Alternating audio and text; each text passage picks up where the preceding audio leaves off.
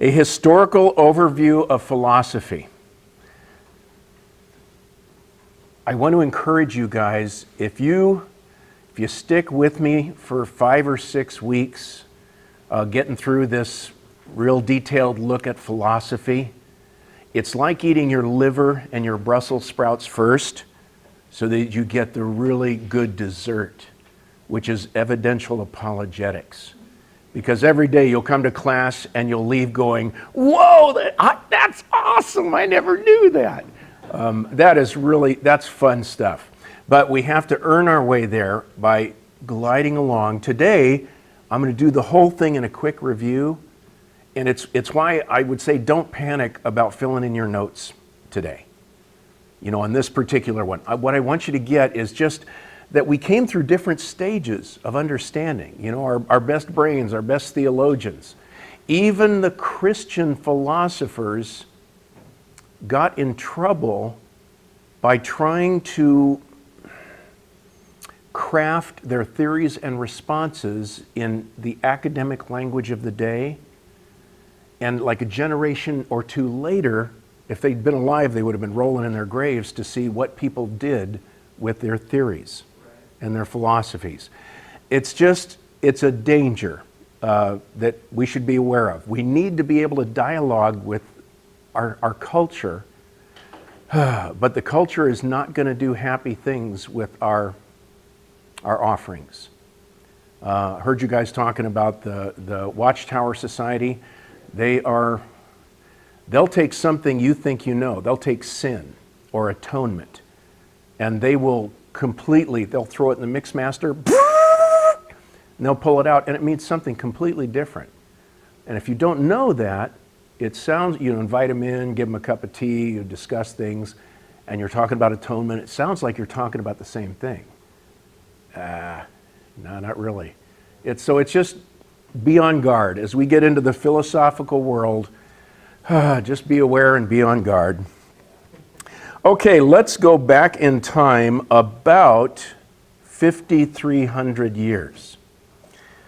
Somewhere in the 3,000 to 3,300 BC interval, somewhere in there, the planet was devastated by a global flood.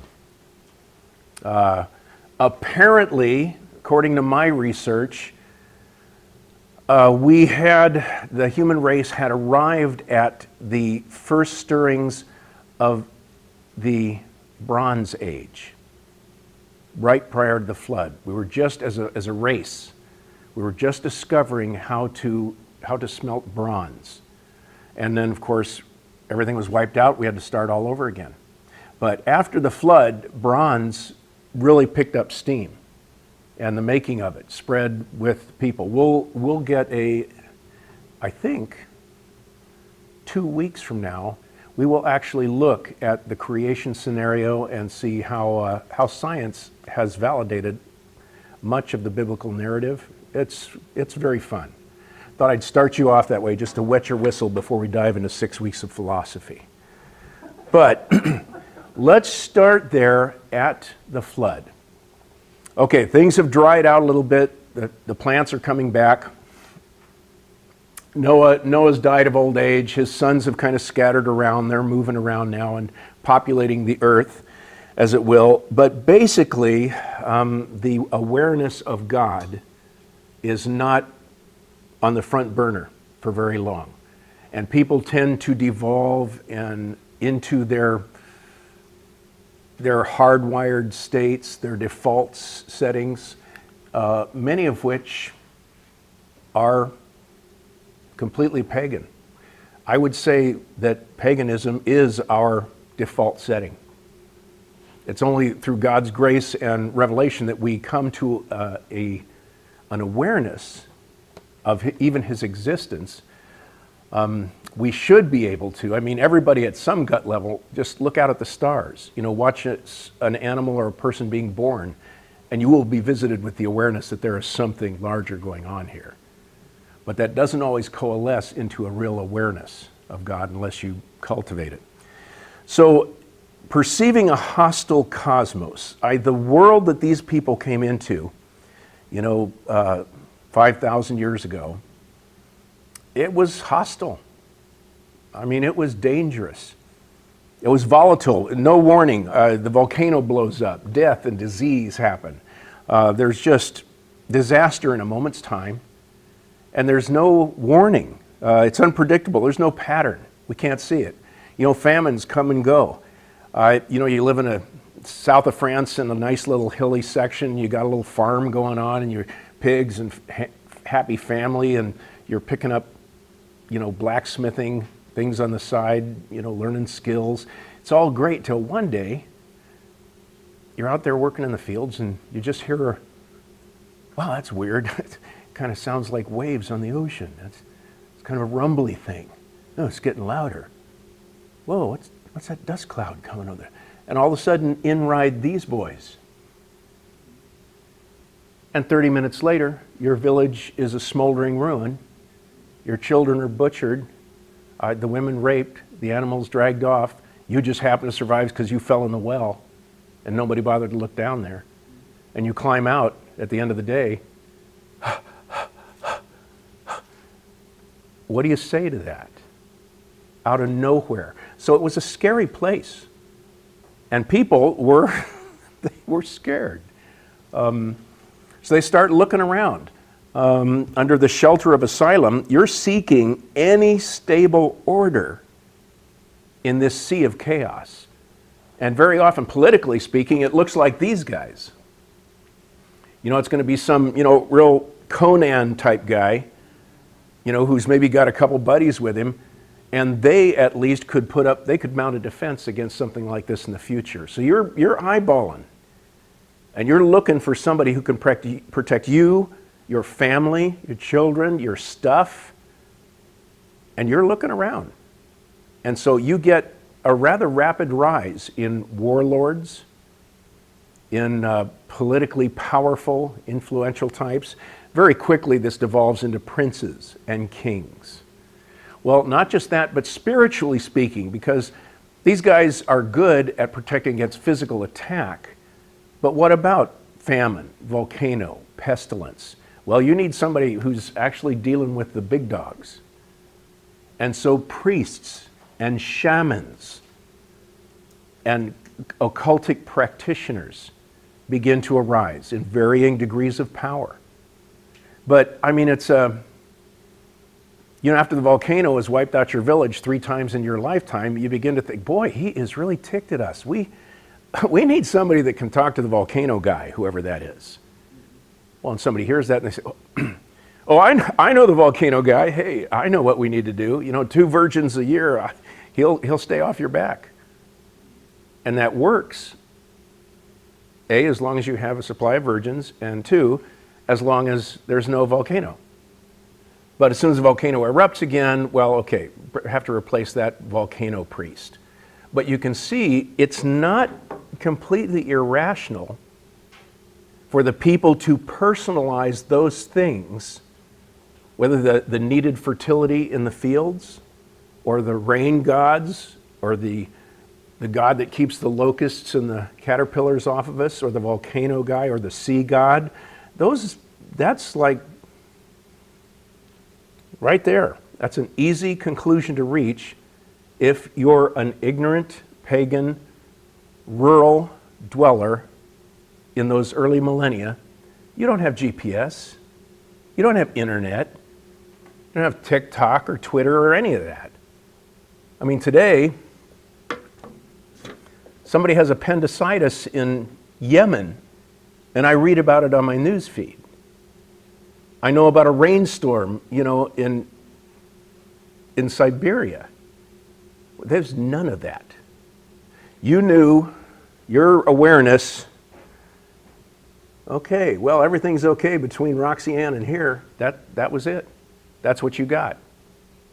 That's all the awareness you had. Once in a while, maybe a traveler had come in and talked to you that had been somewhere else. But it was incredibly insular and isolated. That's what you had. That's what was available. You're trying to grow crops, you don't have time to travel. United Airlines, again, has canceled any tickets you had for a trip, so you don't get to do that. it's just a very hostile, limited world. And your only comfort is in the warlord that keeps the barbarians off of you, and the priest who assures you that Molech, if you allow him to eat your children, will keep you safe. So that's the default situation. Now, God has relationships with individuals to this point. You know, Adam knows him. Enoch knows him. There are people who know him, Noah and his sons, but he has not yet instituted his revelation to a nation, a community. That hasn't happened yet. It's coming, though. But for right now, people, just a grateful silence is how I've described this. Breathless survival. These, you know, we talk about, oh, those poor peasants, they were oppressed. They didn't care they were oppressed.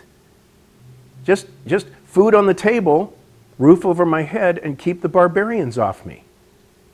You know, well, the locusts and the volcanoes, well, we'll deal with that as it comes. It's pretty depressing. It was a dark cosmology. Didn't have to be. We can talk at some point about how does God operate in the lives of Aboriginal peoples before missionaries get to them, before there's any real revelation. I think every human being has access to God. I think all you got to do is lift your eyes and say, oh, maker of all things, I'm an idiot. I don't understand. What? Please show me. God's going to answer that. So I don't know how many individuals he had a relationship with prior to this time, but no communities yet. And the communities we do have, the ancient communities, they get in trouble, you know. They build a Tower of Babel. They get scattered and separated. They go to war with each other. It's a hard time. So around 2000, basically we get, I should mention the philosophical literature.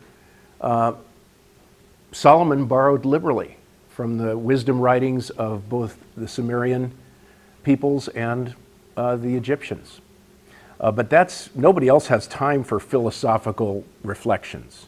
I mean, it's, you know, get the crops in, get the crops back out. You know, it's dig, dig, dig. There's just no time for philosophy. There's no time for even theology. There's just time to work and live. And if you're lucky, have a family. So the wisdom literature starts to pop up around 2000. That's what we have. We have some old manuscripts, codices. Not very many, though, because papyrus does not survive that long. We're lucky to have what we do. Most of these are chiseled in cuneiform and tablets and such. But basically, about 2000, a millennia after the flood, we have the revelation to the Hebrews through Abraham. And increasingly, as Abraham's family grows and becomes a community in and of itself, we have a growing revelation. God speaks to humanity, through humanity. And it's large. God reveals himself to be rational, relational, and good. Not only that, he's coherent. He reveals his covenant with Abraham. He expands on that and reveals his covenant with Moses and the creation of a nation of his people. And through the prophets, he explains and promises certain outcomes. Certain things are going to happen. I'm rushing over this because other classes spend a lot of time with this material, and I know that you're aware of it. But this, from 2000 BC, the revelation to Abraham, forward, we have the creation of a community of believers. We still, even through Christ, are basically operating under the promise to Abraham. His covenant has been improved by Jesus, but we still believe God, and that is reckoned to us as righteousness. And through Christ's sacrifice, it justifies us. We can stand before God uncondemned by that faith. I can't even start. That I still have no words for that. If it hadn't been a free gift, we would never have made it. But we have this growing, this awareness is growing. It's penetrating, from the ancient Middle East, it penetrates outward. By 500 BC, we have Lao Tse, the famous Chinese philosopher. He actually speaks of an eternal, omnipotent creator God. The Greeks certainly did. Not all of them, but enough. So God reveals himself.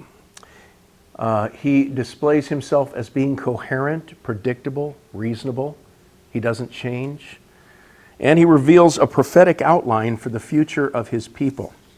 What they can expect, what he expects, and what happens when they stick with the covenant and when they don't. Well, all that to say, I'm delivering us now to the advent of classical Greece. This is the Aegean Sea. I just like this map because it has all the important points.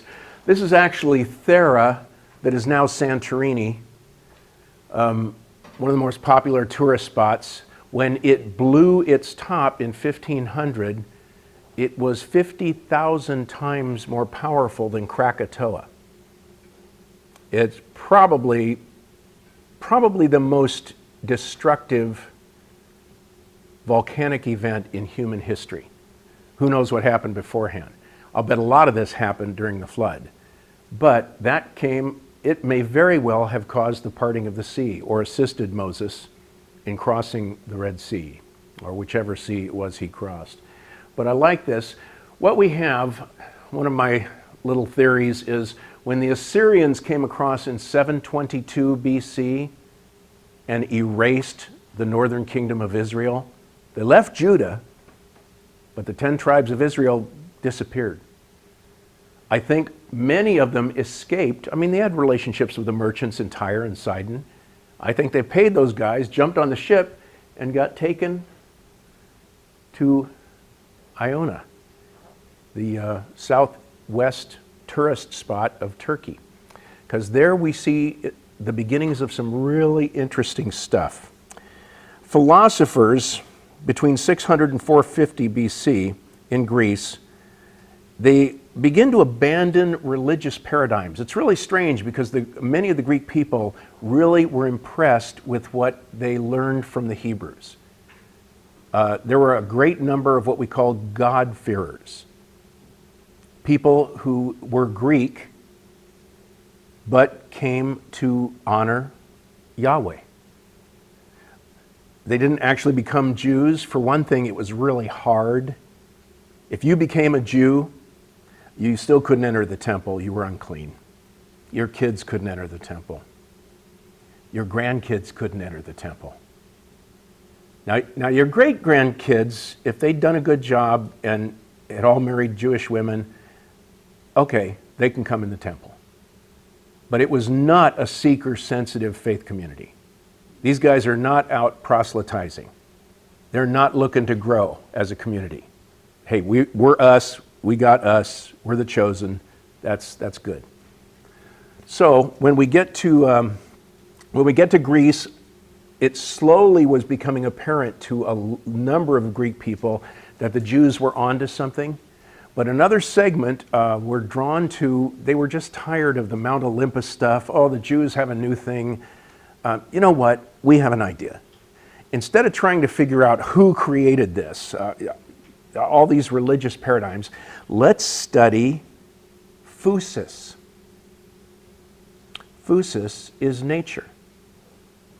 The things we have out in front of us. Trees, rocks, stones, fish, people, animals, plants, dirt, sky, rain. That's physis. What modern word do we get from physis, do you think? I'm hearing physics. Physics comes from physis. It's the study of elements. So they abandon inquiries into the origins of the universe. They stop asking questions of cosmogony. They stop asking who. They stop asking why. And they start emphasizing inquiries into the nature of things. Well, you know, if we can't pinpoint who caused this or what caused this or why, let's at least figure out what's going on. You know, how do we avoid, you know, locusts and volcanoes and stuff like that? And we basically end up fashioning what becomes to be known as philosophy and, in essence, science on down the road. Well, cosmology, what are we dealing with? How do we deal with it? They propose, the community of philosophers, something called the arche. The arche represents whatever the foundational element, maybe it's God, maybe it's Luke's force, maybe it's the Mandalorians after all. We don't know, but we know that there's a platform, there's a foundation upon which the universe is based and built. Okay, that's what we're calling the arche. What's that foundation? What is the arche? What is the central driving elemental force in the universe? And everybody, from 600 to 450, had an idea.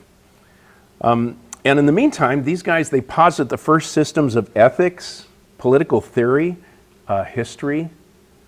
So, I mean, this is when Thucydides and Herodotus begin penning their histories. So there are some ideas here that are decent ideas, and we'll look into them more closely in a couple weeks. But the important thing that comes out of this happens in Athens. Now, this is a famous painting by Raphael in the Renaissance, the School of Athens, and it actually shows all the important philosophers up through the Middle Ages. It's kind of cool because there are secret codes in this painting. You can actually identify, this is actually Michelangelo. This is actually Raphael himself. I mean, there are famous people in here that you wouldn't guess. You know, you have to do some study to find out. But the two I want to direct your attention to are in the center. Plato and Aristotle. Plato was the student of Socrates. We'll see that. Socrates never wrote anything down, but Plato wrote his stuff down. So this is a little later, 450 to 300 BC. You have increasingly this inquiry into the nature of the universe begins to take on a much more defined position. And it does that on the basis of the argument between these two guys. Plato, he would say that there are forms, there are like heavenly blueprints in heaven from which we get all our stuff. You know, there's a heavenly tree in the intelligible, unseen world.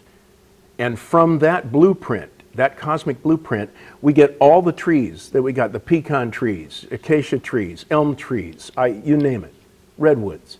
All trees come from that one form. There is a human form, a horse form. Josh?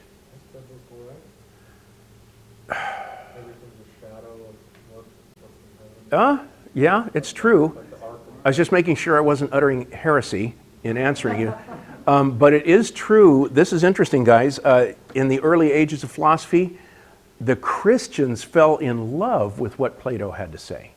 I don't have time to describe that much, but that's part of the flow here, is basically what Plato says. Look, what is his gesture? Pointing up. Yeah. He said, you got to start with the big picture. You need to start with the big thing. And then you can start making deductions about all the little things from there. And that's actually a pretty good thing, except that his student, rebellious guy named Aristotle, what's he doing? What's his gesture? No, old man. What you need to do, you need to count the rocks and the sticks and the fish. And then from there, you can build a bigger picture. Inductive reasoning versus Plato's deductive reasoning. Well, we can identify Plato's philosophy as idealism. And from our secret code lesson last week, what does that mean? What's Plato's position? Idealism. What is he venerating?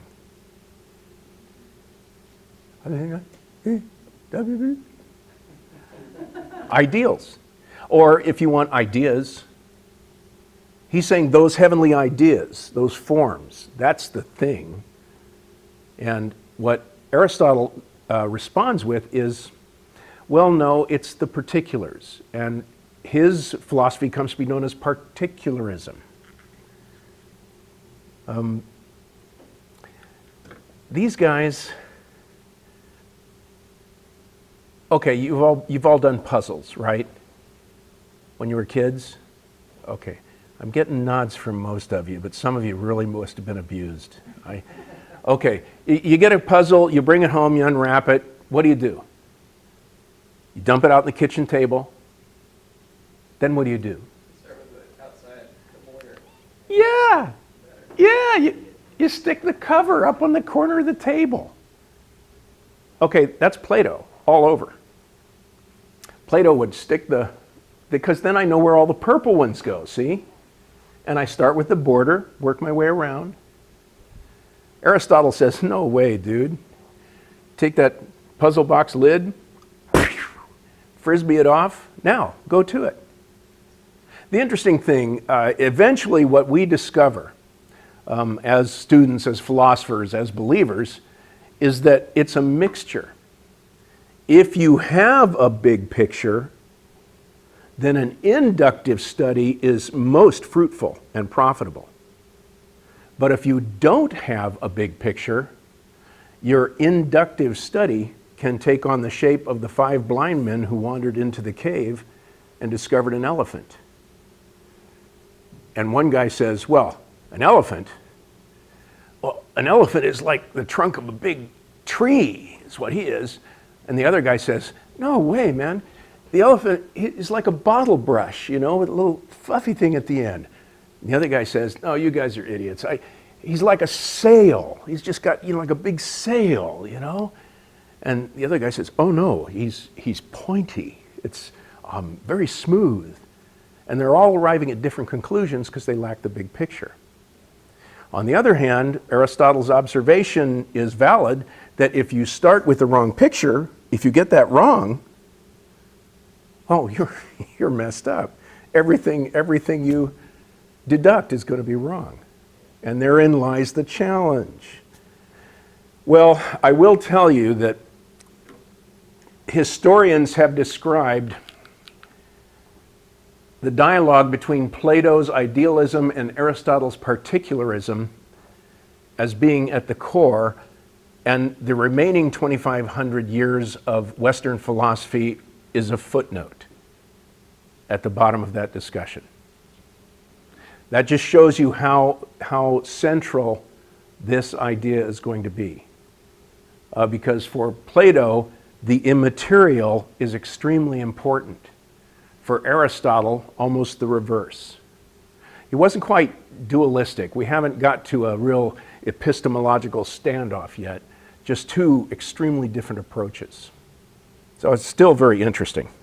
Okay, what we end up with, this dialectic discussion sets the stage for several defining signatures of Western thought. One, it introduces the fundamental idea of the dualistic nature of mind and matter. That there is a fundamental difference between our internal reality and the external reality in which we live. That just has to be dealt with. And to one degree or another, that's true. It's just, problem is, if you take God out of the formula, it really becomes a thorny issue. With God in the formula, he says, yeah, pay attention to what your eyes tell you, your ears hear. That's important stuff. Let us reason together. But if you're on your own, a human being stuck in 600 BC, it gets more difficult. Okay, it also, this is interesting, it instills a vague discomfort with physicality. It's like we're not really directly connected to the physical universe that surrounds us. We don't perceive it well. Now, this is not Gnosticism. I should tell you guys about Gnosticism.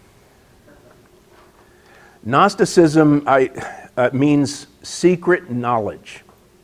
The Gnostics were a Persian Eastern branch of philosophy and religion. Their idea was, well, basically, oh, that's terrible.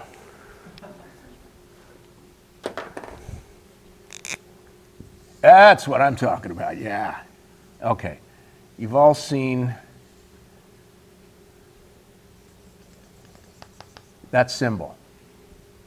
A Gnostic would tell you that good and evil are in equal parts existing in the universe, and that they are constantly interacting, and that that's the balance of the universe. They would say that all things spiritual are good, all things physical are evil. And you can't achieve paradise unless you come attend our secret seminars for only 200 ducats apiece. And there's a special seminar for an extra 300 ducats, and drachma, which you can attend. A little bit like Scientology, but it's this secret knowledge, all physical bad, all spiritual good. Don't get married, don't have children, get yourself out of this squirrel cage as quickly as possible. This did influence early Christian thought. And it may have caused some of the real discomfort with human sexuality that the early church experienced. Anyway, Gnosticism. Now, what I'm talking about here, this is not Gnosticism, but it's a general willingness to acknowledge that spiritual is better.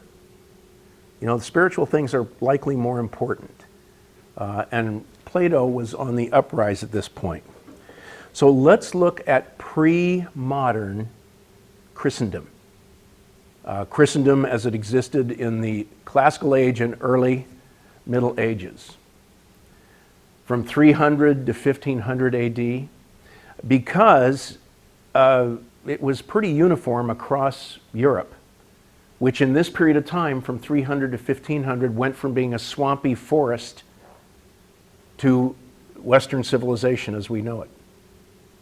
Largely because monks and nuns cleared the fields and built monasteries, and around those monasteries, cities grew. That takes 1,500 years, 1,200 years. Well, the first guy I want to introduce you to is Plotinus. He's a pagan. He's the last of the real significant pagan Greek philosophers. And he had an interesting thing. He said, he clarified something called the nous, N-O-U-S. He clarifies the nous as the key to perceiving the divine mind, to connecting with the arche. He doesn't even tell us what the arche is, but he says that's the nous is like our mind's eye.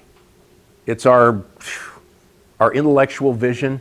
Have you ever been stymied by a real awful problem, and after thinking and thinking, maybe days later, you get almost an inspired answer? It just gels in your brain, and you go, whoa, why didn't I think of that before? That's your nous. That's your mind's eye accessing things that you don't normally have conscious access to. It's touching the divine mind. Okay, well, this is a little pagan for Augustine. So what Augustine does, because the goal of monastic theology is wisdom, not knowledge.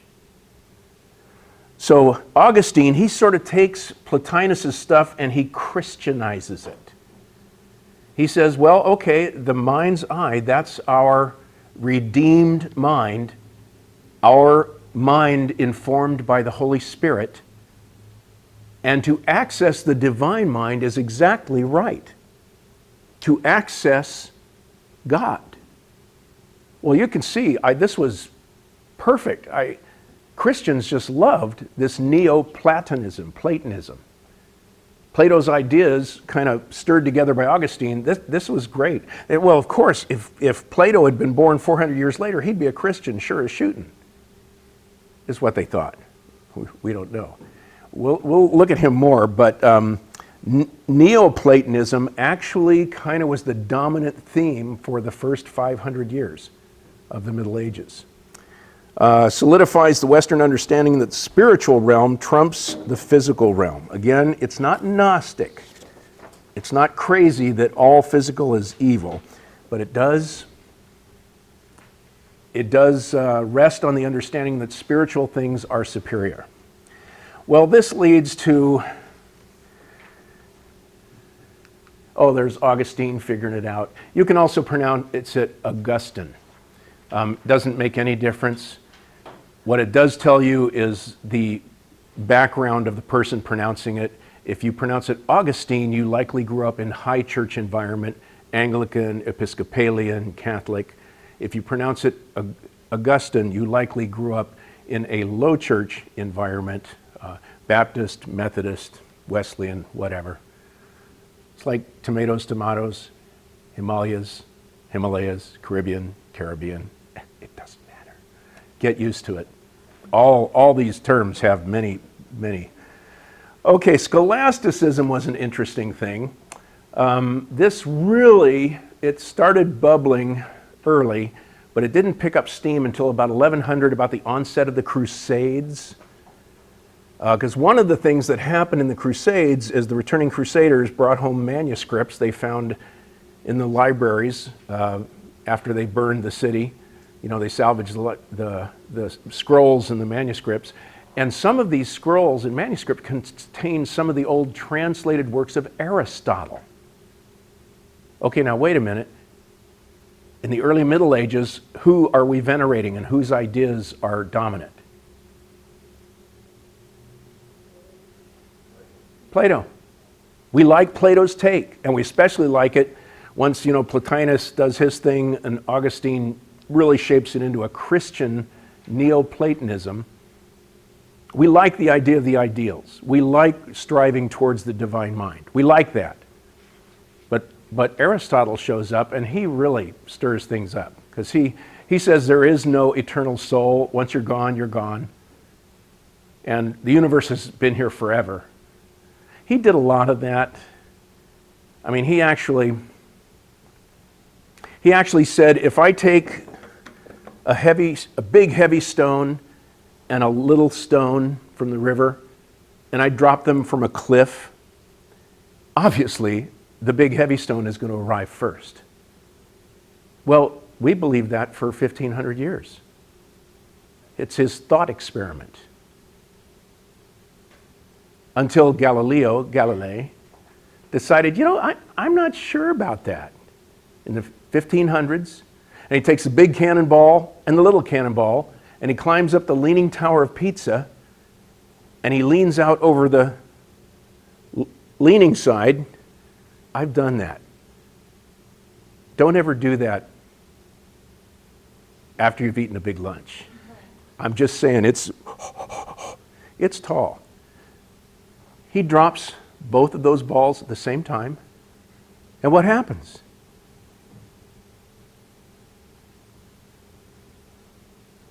I need you guys to be brave once in a while. Come on. They land at the same time, right? So for 1,500 years, we've been believing Aristotle. Nobody even checked it out. Okay, so Aristotle has his issues. But a lot of what he said seemed to make sense to the medieval guys. And it got them thinking, and they developed kind of a new way of examining things and pursuing answers. It's called scholasticism, medieval scholasticism. But, okay. Not a lot of new work is being done in a certain period of time. I want you to look at this timeline that I passed out to you.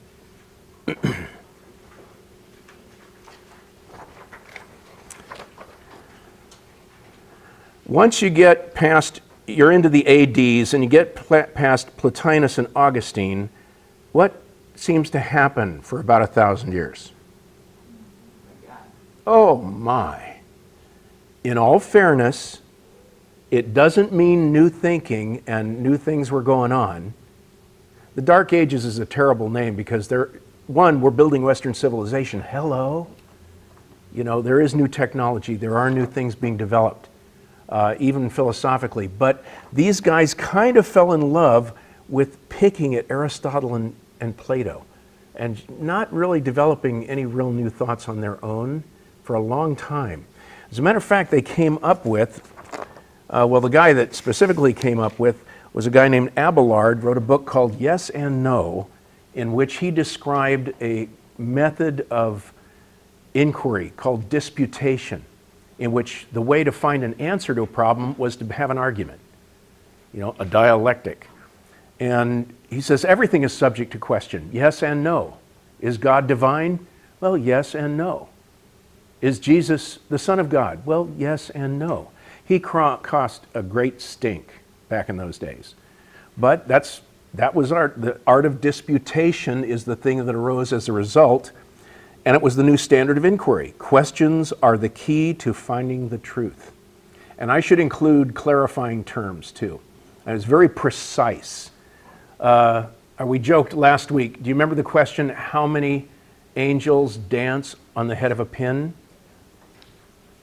These guys. That's a real statement. It's a real inquiry.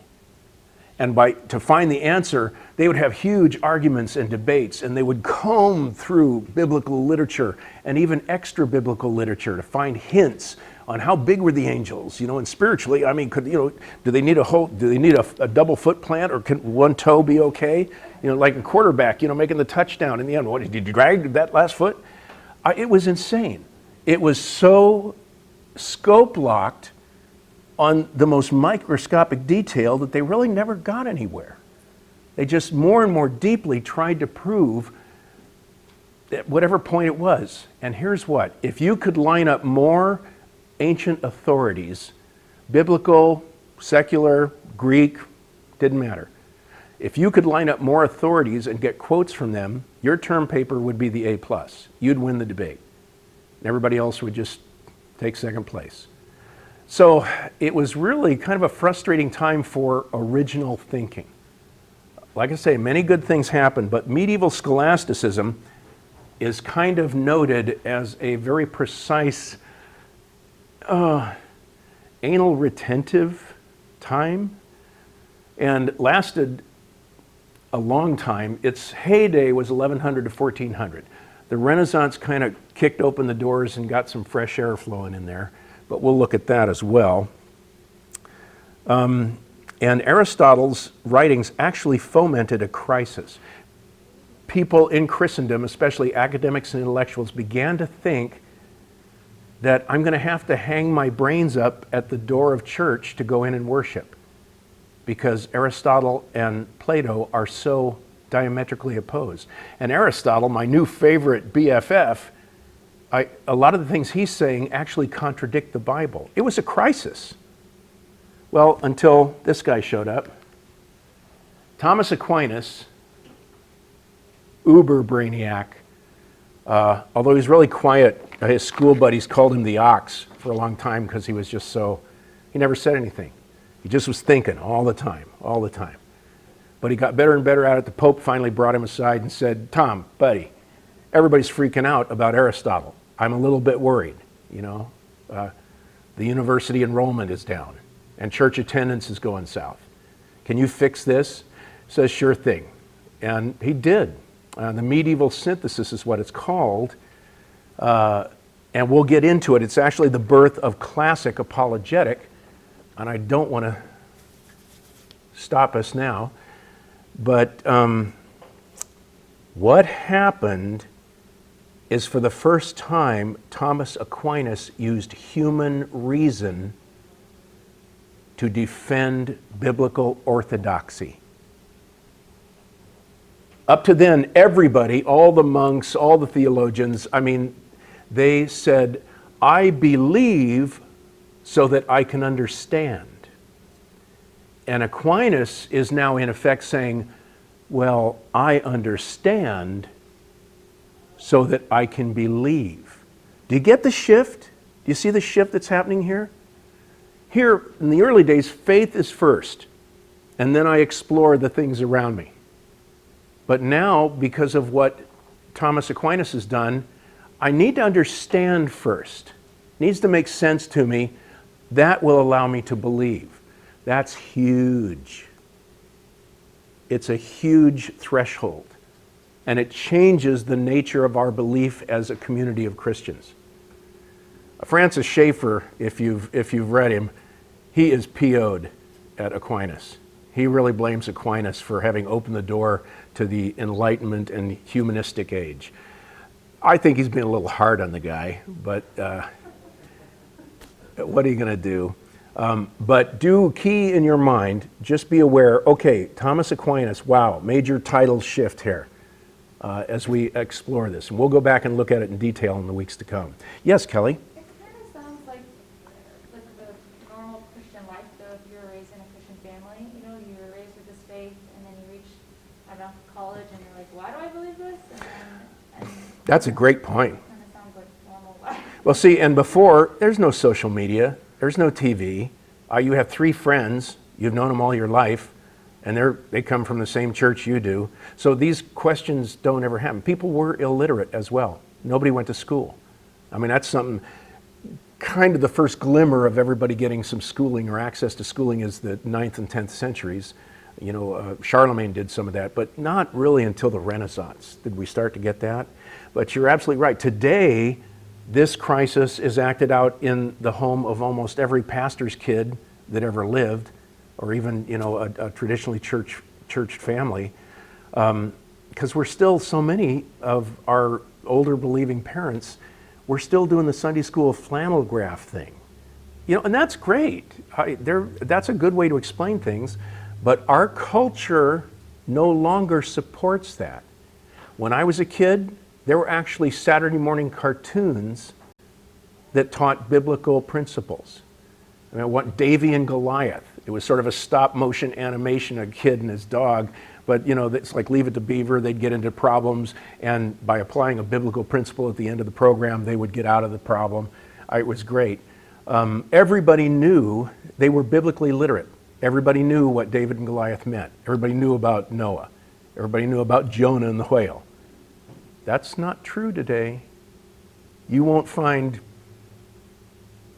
have to dig to find a program of any kind that presents rationally and objectively any biblical content. You'll find plenty of stuff that will trash a biblical perspective, but that's one of the things I've tried very hard to do in this class, is to find the stuff for you, just to make you alert how much stuff there is, and then dump it on you and run. And then let you work on it as you will. Joe? I feel like there's good and bad implications of that, like this shift from like your generation to our generation, and that's a rabbit hole. I know it is, but I'm just kind of like stewing on that. It's like the Lord allowing us to fail in Eden. He knew that was going to happen, but instead of remaining prepubescent 3-year-olds for all eternity, when we take our place next to him now, we're going to be grown-ups. Was it worth it? Yeah, I think so. All of us, we have children knowing they're going to break our hearts, and we do it anyway, but I think that's what God decided. He said, I'll have fun playing with the kids, but boy, it'd really be fun if we could have discussions, and talk about adult things. Kelly? So with the saying, know why you believe what you believe, is that what he's kind of going for, or am I? Abelard was kind of a case. He was sort of a head case. He was very rebellious. I don't know that his faith was real. he just, I think he was butting heads with the fences and wanting permission to think a little bit wider scope. He did that. Eventually, I think it did. We would not have wanted to remain in the medieval scholasticism. I would have died. I make a terrible Catholic, even though that's where my family came from. I want to ask questions. I mean, I've been walking with the Lord 40 years. I still got 1,000 questions. But you know what? He has said, oh, ask away, dude. I love that. You go wherever you want. Examine everything. But hold fast to what is good. Be honest. You know, if you're looking for me, if you're looking for truth, I guarantee you'll find it. Ask, it will be given. Seek, you will find. Knock, it will be open. I want you to get it. It's win-win. It just means giving your Creator permission to lead you, to show you the way. Oh, don't do, that's the quicksand, son. It's got boa constrictor. You don't want to go. Oh, okay. I'll wait here. Enough? Okay. Let's brush you off. Let's try this way now. It's like leading a class of retarded children. Bless his. I don't know how he does it. Guys. Anyway, this whole story of us, it's like we're walking a razor's edge, asking dangerous questions. And you know, a bunch of the human race doesn't want the answer. They want autonomy. They want to call their own shots. Even Israel. I mean, the Jews are the most disciplined, brilliant, hard-headed people God ever created. They couldn't do it. We have no chance. If Jesus had not died on the cross and given us credit for his life, we'd be toast. I don't know about you, I can't be good. I can be good maybe 8 seconds, 9, but then I pull onto Highway 92 and some idiot cuts me off. Well, that's the end of that. I'm going to hell. So it's a free gift. It's the only thing that could have worked. And it's hard work to get there as a community of believers. It took us 2,000 years to figure out that slavery is never good, no matter how benign and loving it might be in a Roman home or a Jewish home. It's taken us almost as long to figure out how valuable women are. We're still wrestling with that. Are there differences? Are there different roles and things and different qualities? Yeah, but what we need to do is lean less on our understanding, because we're driven by feelings and passions and a very limited earthly understanding. It's almost depressing if you think of it. So I'm sorry.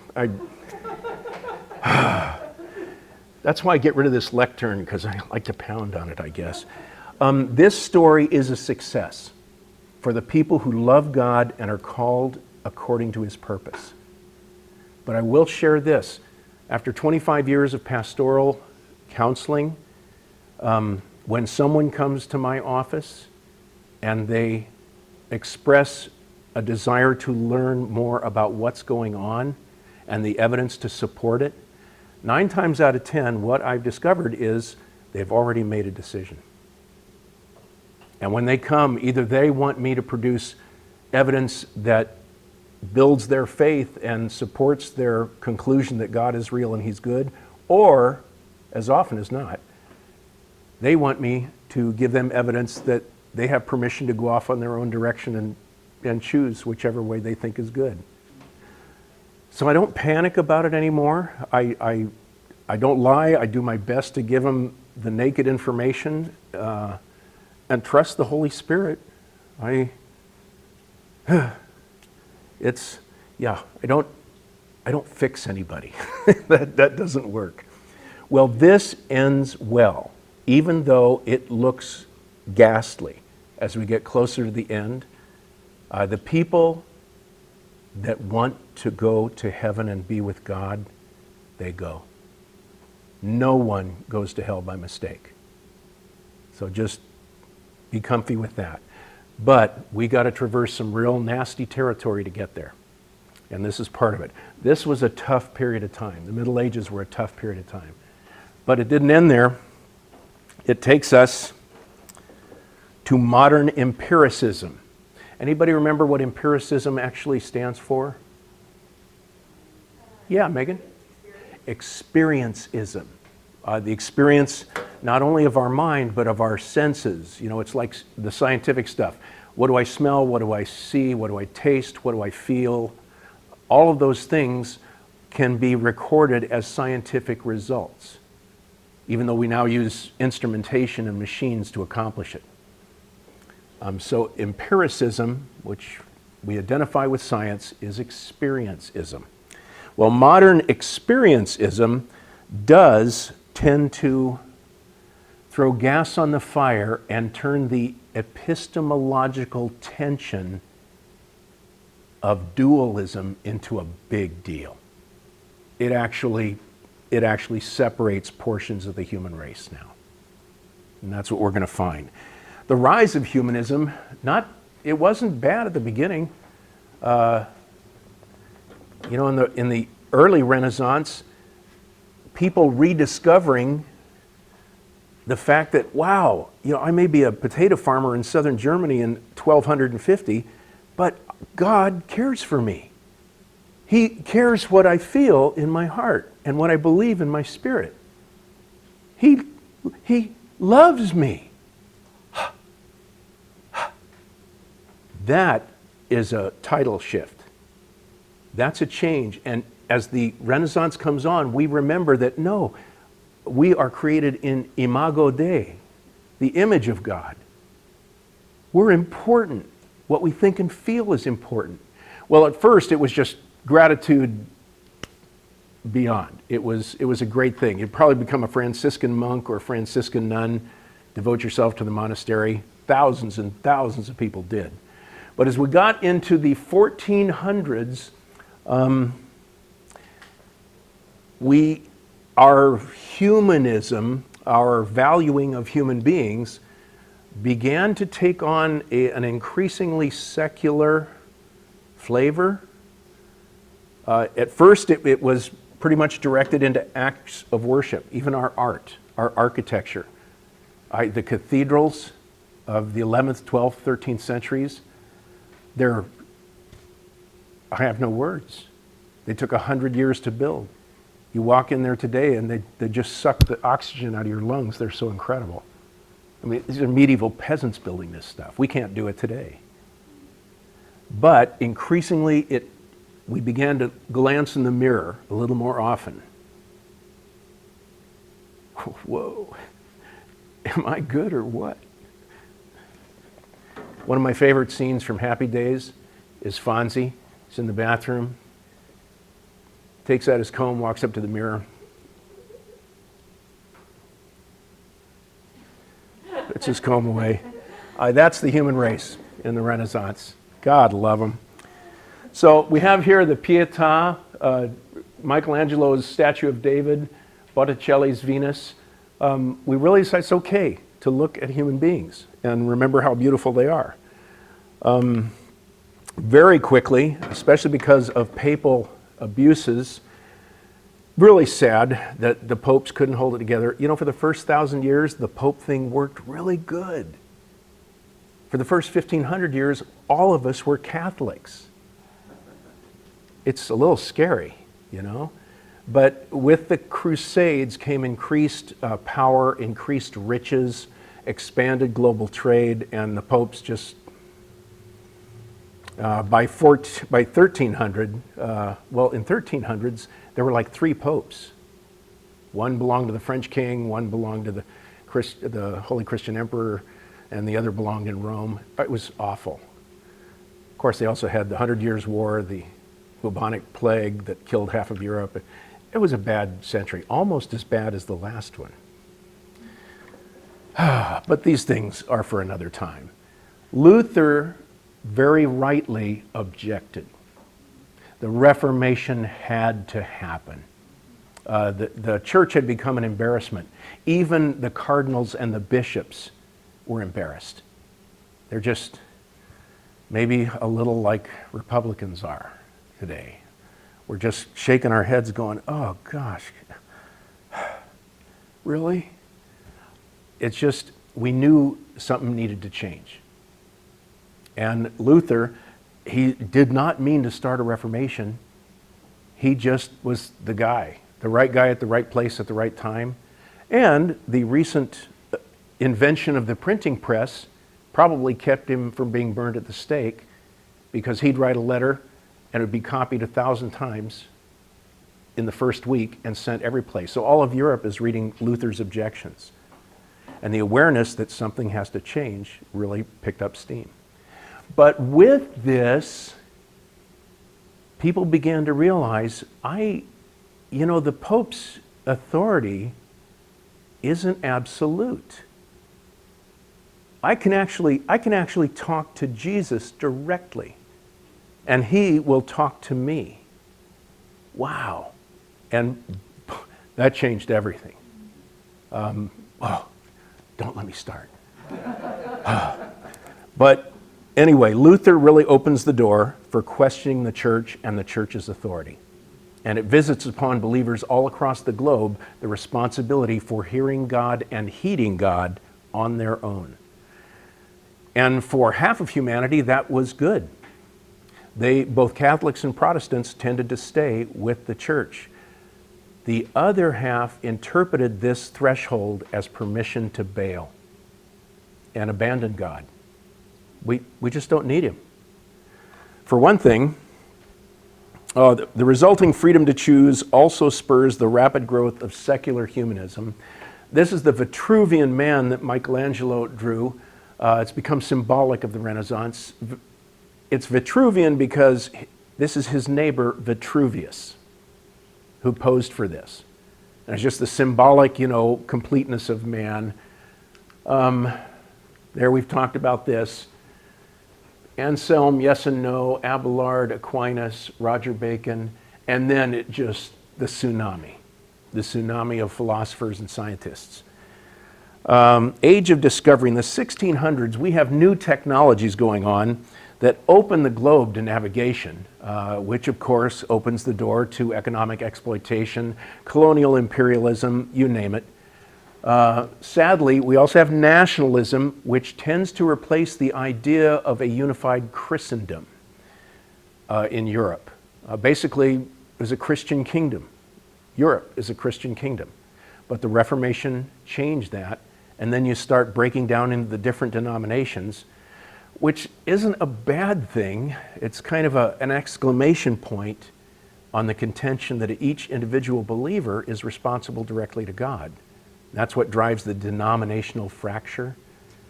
Catholics had it too, only you had to be a monk or a nun. Then you got to join the denomination, Franciscans, Dominicans, Augustinians, whoever you want. So Catholics had their denominations as well. But also the increasing opportunities to just repudiate God and operate as an individual human being. In the 1600s, this began. It has not slowed since then. This is like a boulder or an avalanche starting fairly slowly at the top of the mountain. By the time it reaches the bottom, it's a 1,000,000-ton locomotive going 200 miles an hour, which is kind of where we are now. So we have this, which really everybody falls so in love in the 1600s, the 1700s. They're so in love with this that they really, oh, God, well, thanks, God. Thanks, bye. I'm okay now. I got it. I'm okay, thank you. See you later. And off they go. And it's, for a century or two, it creates this incredible optimism, progress, a perception of human progress. Look at the stuff we're inventing. Look at the stuff, look at the huge ships we can build. Look at the buildings we're making.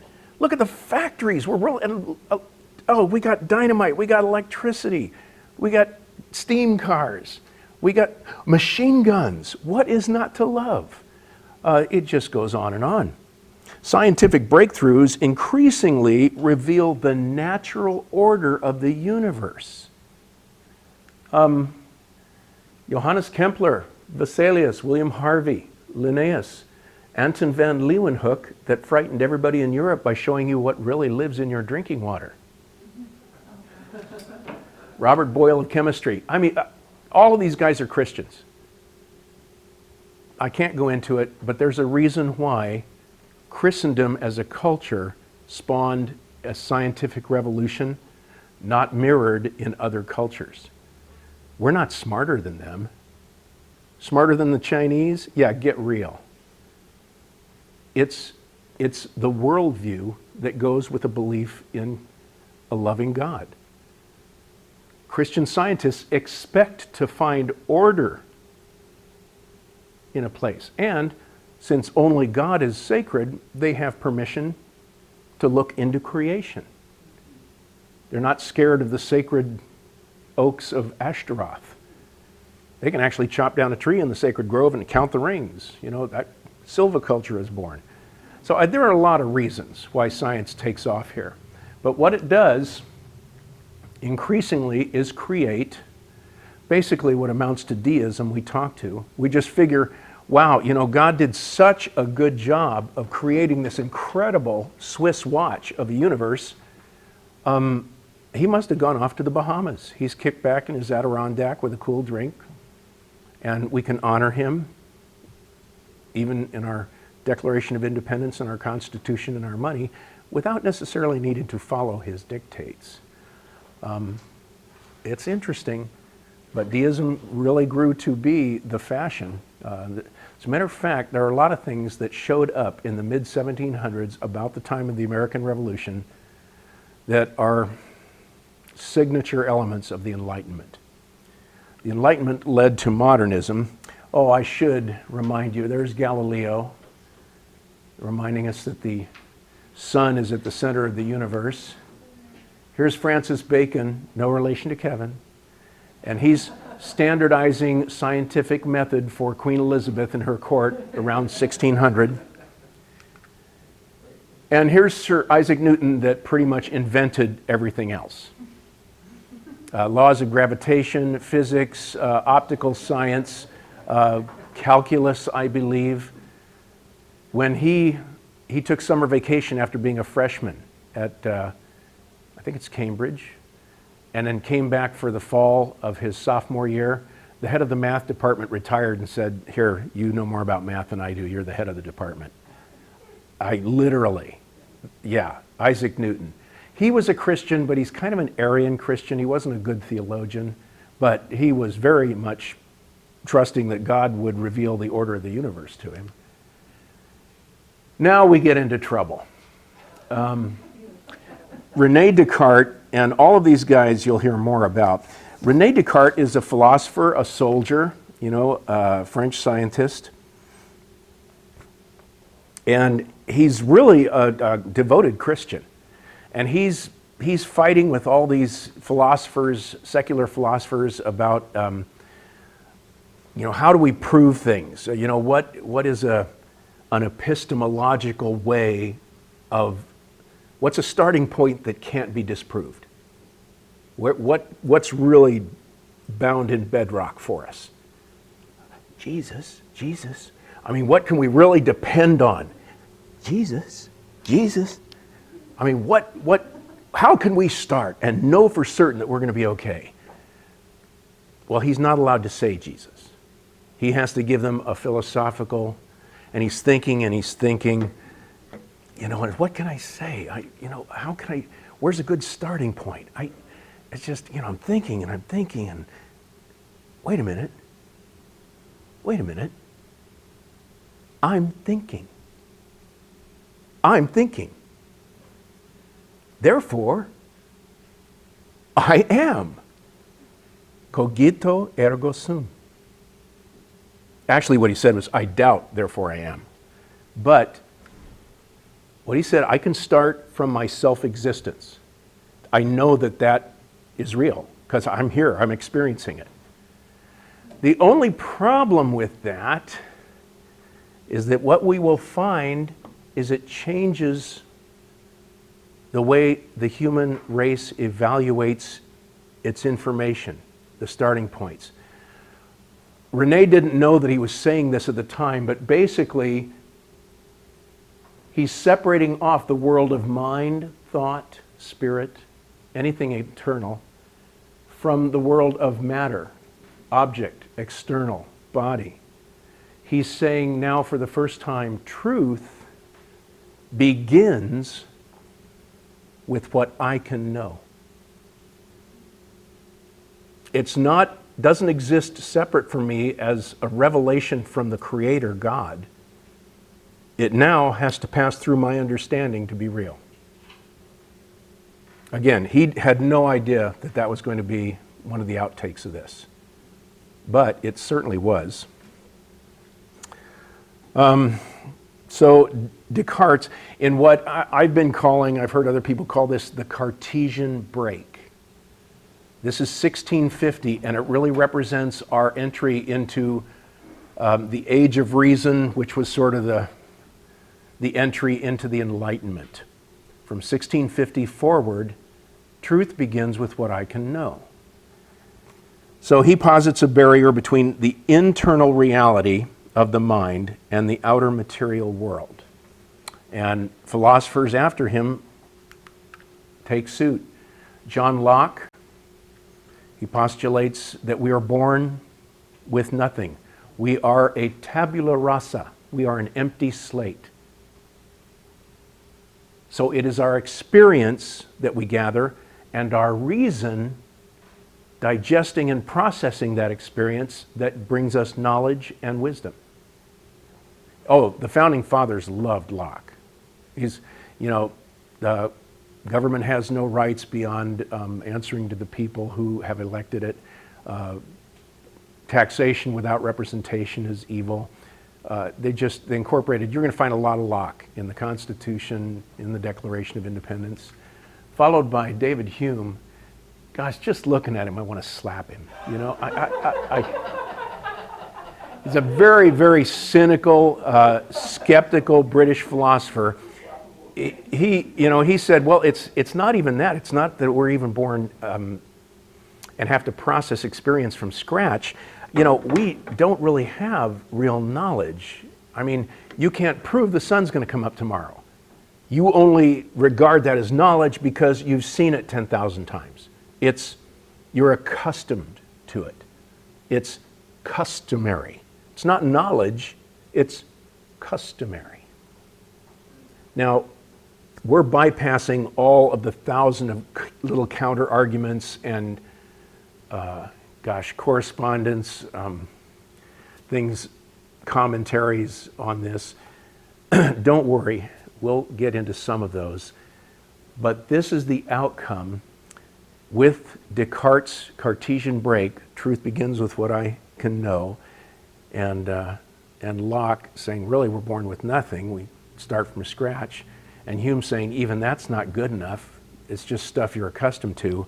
We finally get to another real Christian, Immanuel Kant, who says, well, actually, we can't know anything for sure. So we will get into him, though. But this progression, I think I've set it up. Oh, yeah.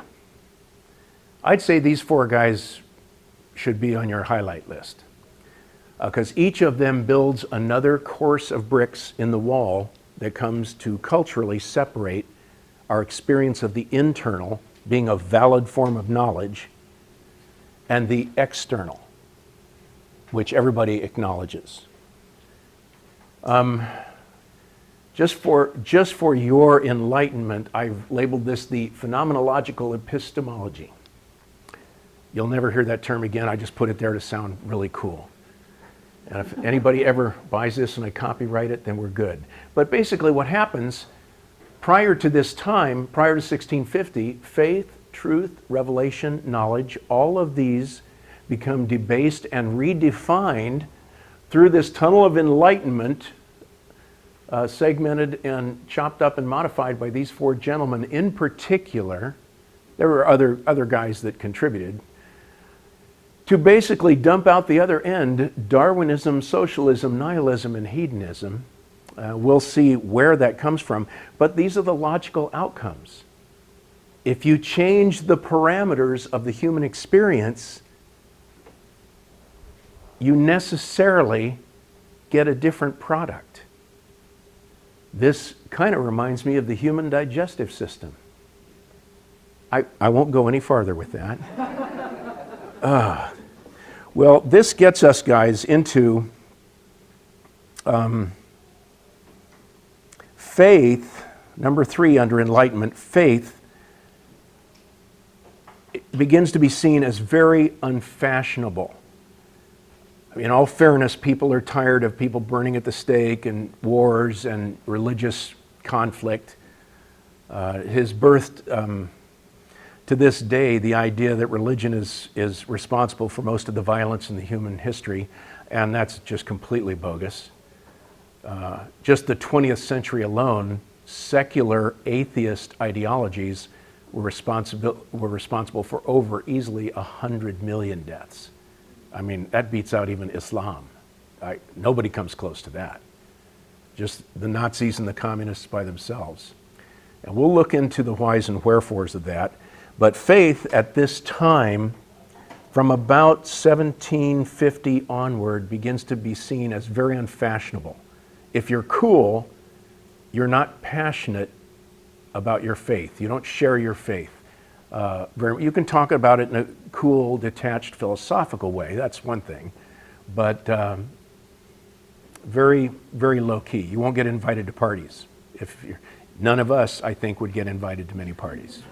So, true modernism rises as a result of this. Soren Kierkegaard, Danish philosopher, a really solid Christian, who is disgusted by the state religion of Denmark, which is a form of Lutheranism, because people go to church and then the other 6 days of the week they just completely bail. They, go drinking and adulterizing, whatever you want. And Soren he thought all of us needed to experience something of the angst of Abraham when he was commanded to sacrifice Isaac. He said that's what a true Christian needs to experience to understand the real depth of faith, what his faith should be. He said, if I am capable of grasping God objectively, intellectually, I do not believe. But precisely because I cannot do this, I must believe. And that's a real crux. I mean, if God is pedestrian enough, small enough, limited enough to be put in a test tube or a shoebox, that's not God. That's, whoever that might be. And it really frustrated him. But it also caused him to fall back on his inner experience of his faith more than anything, even the scripture. And as a result, he ends up being titled the father of existentialism, which is really very nearly experiencism. It just simply highlights interior experiencism, in which your internal experience becomes more important than anything on the outside. You're not looking to the outside to corroborate or authenticate anything you're saying or doing. It's what happens inside you. Well, he kind of births that idea, and it picks up steam later. Matter of fact, kind of clears the way for old Chuck, who in the early 1800s takes his ride on the ship Beagle out to the Galapagos and formalizes the survival of the fittest mode by the theory of evolution. There's so much wrong with this that we have to devote a week or two to just even beginning to look at it.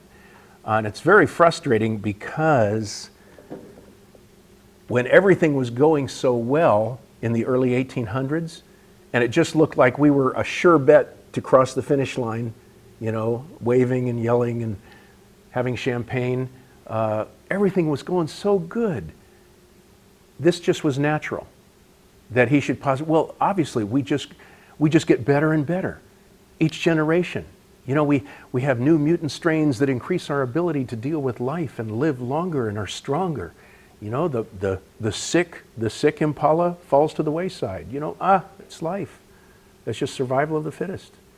But natural selection is introduced like this. It's an automatic mechanism that exists for no good reason. Actually, the universe tells us that things run down. They don't automatically get better. But at this age, mid-1800s, this fit everybody, especially the imperial exploiters, the people that were running the child labor mines and things. It gave them an excuse that they're actually making the culture stronger, and that we have the right to cross and subjugate the native tribes of America because we're helping them. We're going to teach them how to be like us. It was a bad time. The 1800s, we really kind of missed the boat there. Sadly, as time and evidence began to erode the viability of the Darwinian theory, the academic world doesn't want to let go. The scientific world is actually kind of willing to release their grip on this because it's not evidential. It's embarrassing. But the academic world is probably one of the most neurotic communities in the world. And you know, I got a buddy up at U of O, teaches biology. He doesn't have tenure, so he can't be public about this, but he says, you know, we're just waiting for the old guys to die off. Because everybody knows. Everybody does their research based on the possibility of intelligent design. It's the only thing that answers all the questions. And then we publish our papers based on Darwinian principles. It's really sad. We'll see a movie or two or a video or two that makes that clearer.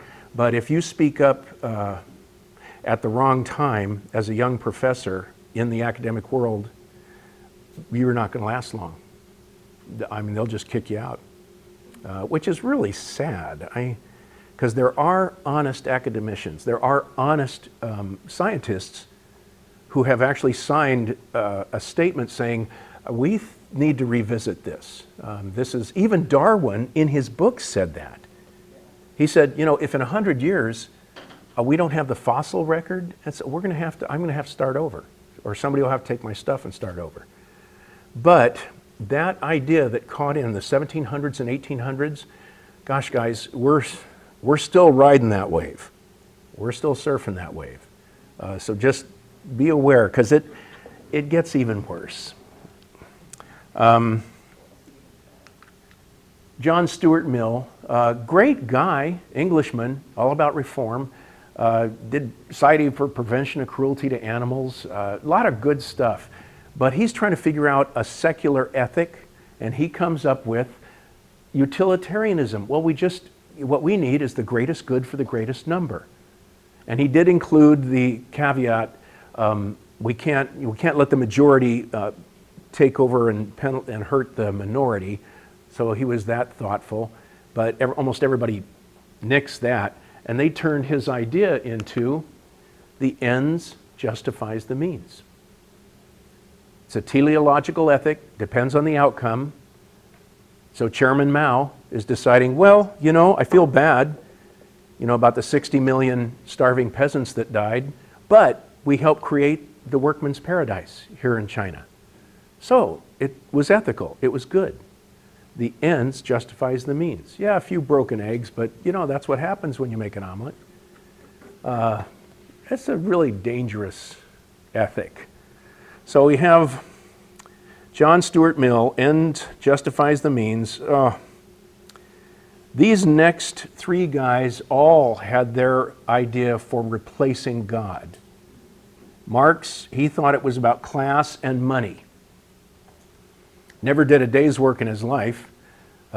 He's a rich Jewish intellectual, mostly living in London, but he just simply thinks that, okay, it's all about money and the sharing of money, which on the face of it doesn't sound really bad, you know, from each according to his ability to each according to his need.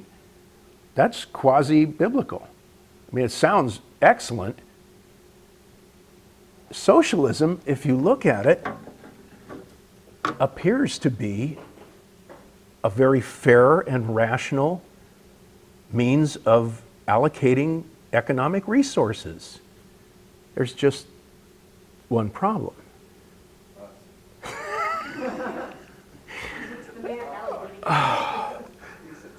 Yeah. Well, like the pigs told the horses in George Orwell's Animal Farms, well, I'm sorry, but some of us are more equal than others. Just sin. Because we are who we are, socialism doesn't work. It never has. It never will. The advent of neo-Marxism that's at loose today in the academic world, I suspect will get worse. Because it's so fascinating. I mean, it's like a bait or an allure. We can't resist it. It just, so we gotta go after it because it sounds so fair. I like Bernie Sanders as a person, but have you taken economics, Bernie? I mean, sorry. So we have that. We also have Nietzsche. Oh, he's a work. He's a piece of work. Nietzsche just felt, well, you know what? We really don't have to pay attention to anybody else. The real superhero is the one willing to grasp the reality of his individuality and exert his will to power and not be stifled by the slavish morality of the Judeo-Christian ethic. Well, he died screaming, insane, alone, not quite alone. His sister charged people money to come into his bedroom and watch. Very sad, but basically his idea was that take the existentialism of Soren Kierkegaard and multiply it out to its ultimate outcome, and it means that I am adrift and alone in the universe. I should please myself. There's no deeper narrative going on. It's okay. His favorite pupil, his best pupil, was probably Adolf Hitler. The SS, Adolf's SS loved this guy. This was must-read stuff if you were going to join the SS. Oh my. Well, they weren't the only ones. I don't know, Freud didn't have a philosophy as such. I mean, for our purposes, I'm identifying it as fatalism, but this has to be the most depressed human being in the history of our race. He had issues, and he said, well, no, it's not money, it's not about power, it's about sex. You know, we're all repressed, and everything is tied back because you hated your father and lusted after your mother, or you hated your mother and lusted after your father. But it's your fault. You are messed up. All right, I understand we are messed up. You and I have probably never experienced or met a human being whose sexuality was not broken to some degree or another. But we still get along. And with a biblical paradigm, we survive and we have children. And we're actually pretty happy with the result of that. Not always, not all the time. Marriage is still hard, but everything is hard. But this guy, he held out no hope. Jung came and modified his theories a little bit, but we still use Freud's vocabulary. The id, the ego, the superego, we still think in terms of the Freudian paradigms. So all of these guys in the late 1800s, early 1900s came up and offered these things as substitutes for God. And it really kind of cut things loose a little bit. Not the least of which, see, I like that picture, you can tell, can't you? Keep coming back to it. It's just insanity unleashed. We just do whatever we want. And increasingly, that's the trajectory that we have been on. And in the 1940s, 1950s, what we see is the formal identification of this movement as postmodernism. What we have is the church is in tatters, the formal church. There are healthy communities of believers, But the church is really struggling to react to modernism. Basically, a lot of the big denominations have become liberal, so liberal that they're willing to describe the cross and the atonement as symbolic events. Denying the reality of the supernatural, because I guess they want more membership, which is a good thing because the liberal denominations are hemorrhaging members. They're losing 10% of their body every year. Yeah, there's some good news, but you really got to dig for it. What we're going to find is that the body of Christ is actually in pretty good shape. It's not as big as we would have guessed because, here's another thing, not everyone who calls themselves a Christian should be understood to be a Christian. I just ask Jesus, see what he says. So that has contributed to it too, but the church is really in disrepair. The riots, I was alive during the 60s. I missed by a year or two being old enough to go and attend these things, although I did get tear gassed once, just saying, for my creds. But the 60s were awful, even in the early 70s. I'm just so glad we don't do this anymore. Never mind. It's the rejection of authority that this represents, rejecting ecclesial authority of the church, rejecting social or political authority of the police, of the government. It's real easy.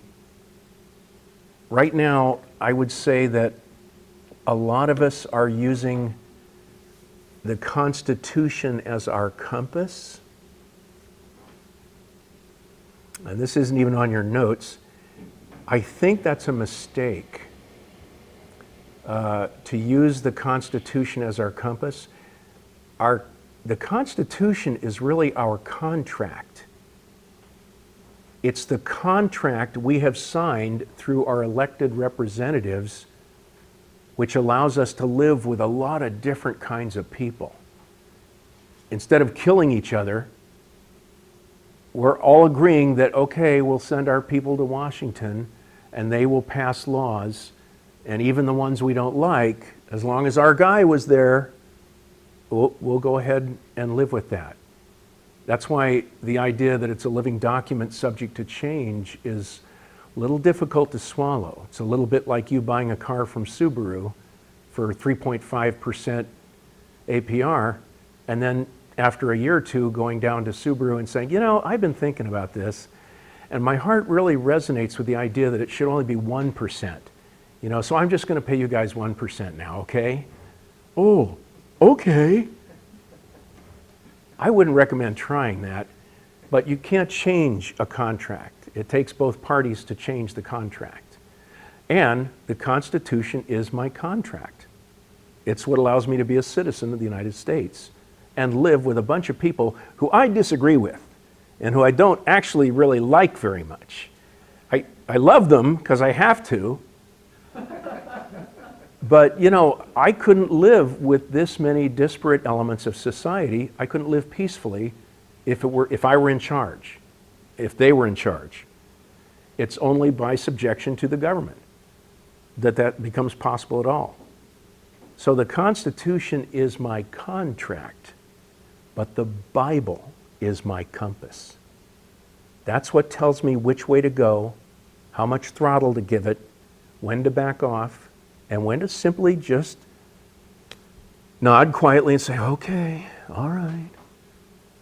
I don't know, I'm feeling a little discouraged about where we've found ourselves as a result of this, because with postmodernism has come some principles that are actually pretty destructive. I don't even want to talk about where art has gone. This is a work of art by Duchamp that was ripped off a bathroom wall and titled The Fountain and sold for $400,000. I could be really rich. I could. This is it's not Chagall, I think it is also Duchamp, nude descending a staircase. I can just kind of make out the idea. I forget who did this one. This was in the New York Met art. It's a live goldfish in a Mixmaster, and it's plugged in. It's, yeah, and that's part of the art, because there's no banister stopping you from coming in and hitting the button. So the tension involved, I guess, if somebody does, he just gets a new goldfish for the next day's exhibit. But art has ceased to be a form of communication. As you're reading Schaeffer, you're picking up clues. By the way, that's also available on YouTube. I think it's 4 hours and 10 episodes. So if reading becomes a difficulty for you, feel free. I might publish the video links that I've got to most of our videos. They're just good to have. Anyway, this is so much freedom. This is so much individual freedom that it borders on antinomianism, which is what Paul objects to in the book of Galatians. He says, we are not antinomian. This is grace. We're covered by grace. We're not anti-law. But postmodernism does some very interesting things. What it does is it absolutely rejects absolutes. There are no absolutes. Absolutely no absolutes. Again, my postmodern friends, I love to tease them. I ask them, well, okay, what about death?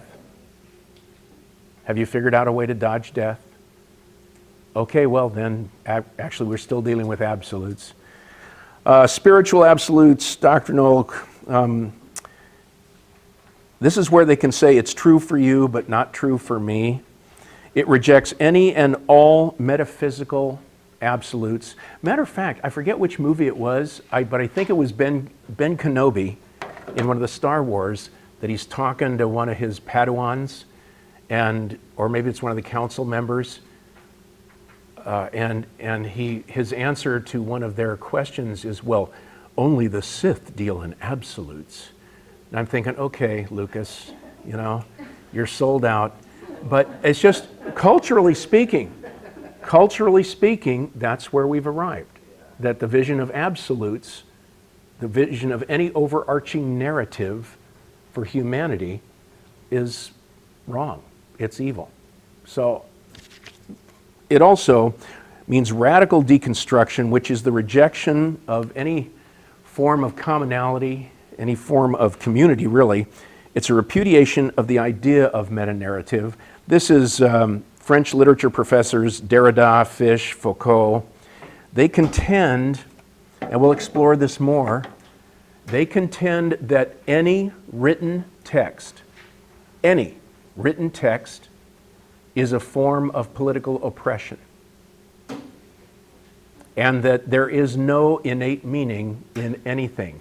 So the next time you guys are reading a romantic novel and you cry, shame on you. You're actually, you're reading in the meaning. We will delve more deeply into this, but I just want you guys to know some of the outcomes. Joe? Do you want an interesting book that was just written this year that refutes critical theory and deconstruction? It's called Cynical Theories. Oh, I love it. Oh, email me, please. Yeah. What's very interesting, well, wait a minute. I'll comment on this. We'll have 2 minutes left over. The last thing we see as part of postmodernism isn't a thing. It's more a rejection of things. They reject absolutes, they object meaning and text, and they object any form of discrimination. Now, we all have a negative connotation for discrimination, but let's say I fixed a nice bowl of ravioli, and then I took another bowl and I went out in the morning and followed my dog around the yard.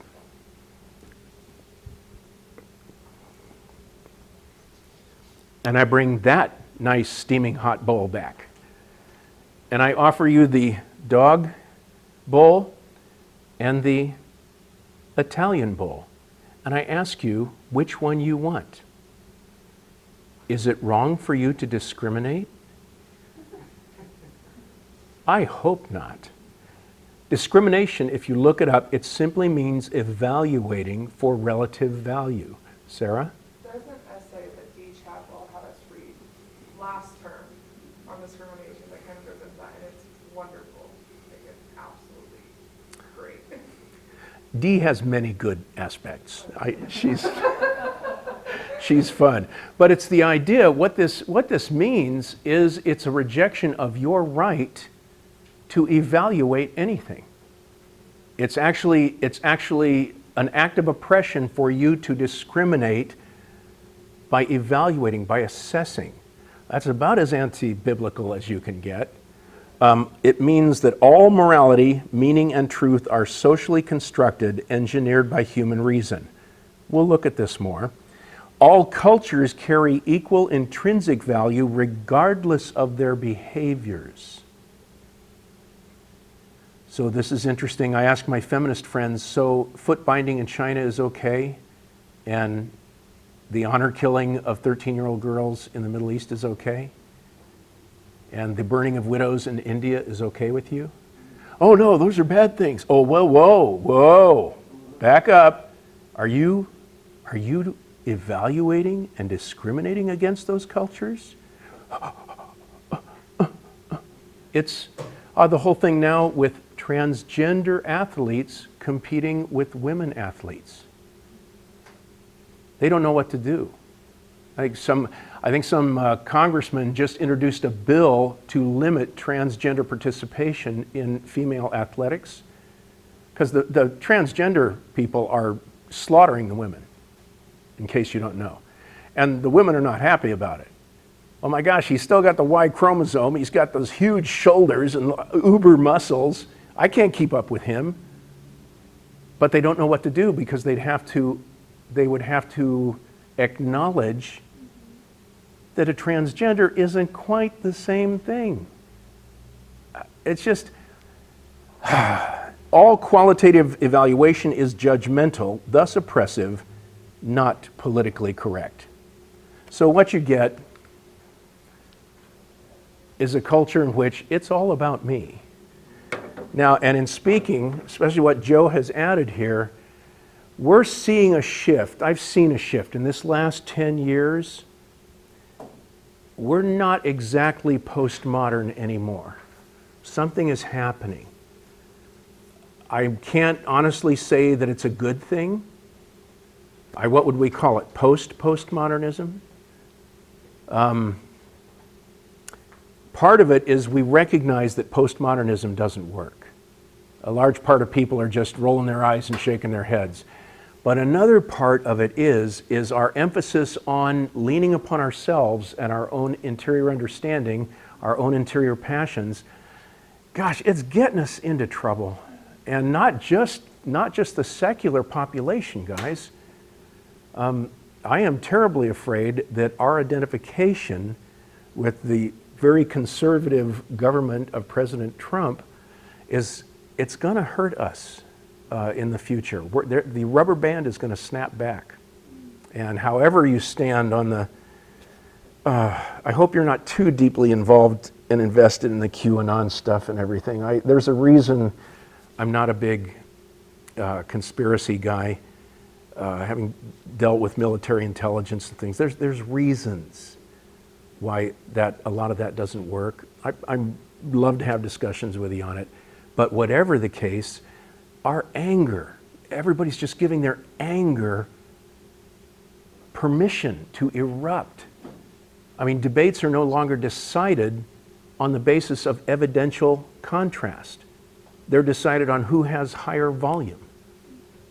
You know, people they won't let speakers from a different political party come visit their campus or their group. Oh, we've already decided. You know, the whole emergence of safe places, trigger warnings. This is not a good thing.